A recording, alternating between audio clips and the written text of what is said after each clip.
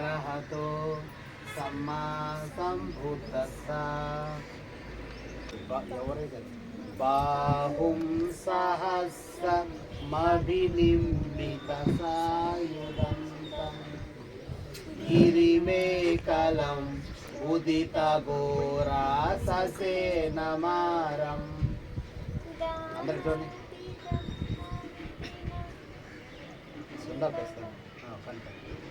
తవామునిందో తం తేజసా భవతు తే జయమంగళాని.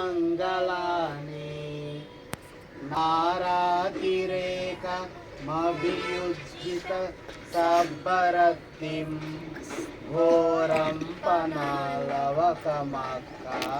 మతదయక్కం హంతి సునంత విధినా జితవా మునిందో తం తేజసా భవతు తే జయమంగళాని. గుప్తాళగిరిం గజవరం అతిమా సుదారుణాంతం మేతంబుస్వేక విధినా జితవా మునిందో తం తేజసా భవతు తే జయమంగళాని.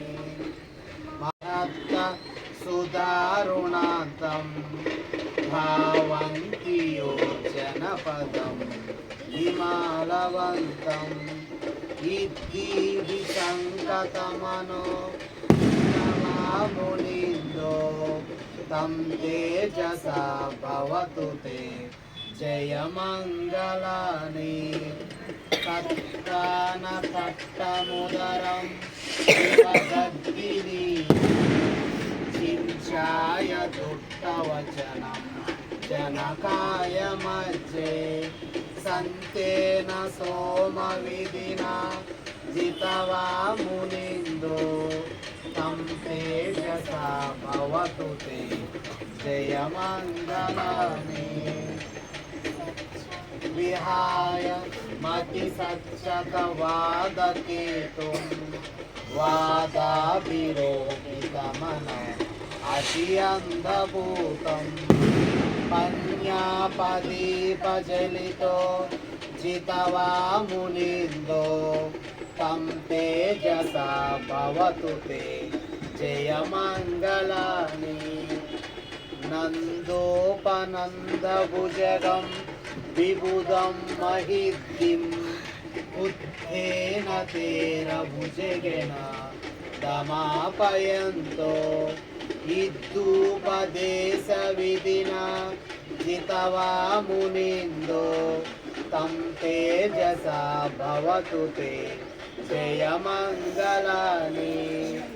దుర్గాదిట్టి జగేన సుదట్టహస్తం బ్రహ్మం విశుద్ధి జ్యుతిమిదీపకా విధానం జ్ఞానాగదేన విధినా తేజసా భవతు తే జయమంగళాని.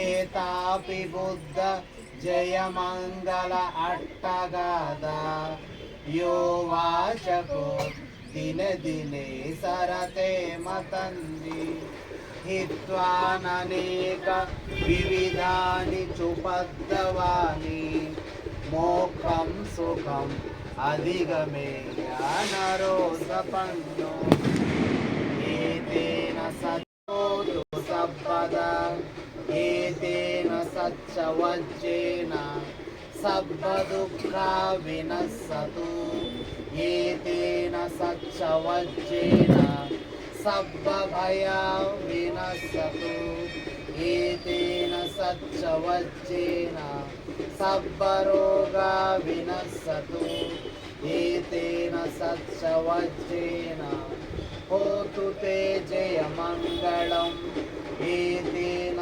సచ్చవజ్జేన పాతు తే రతనత్రయం. సాధు సాధు సాధు.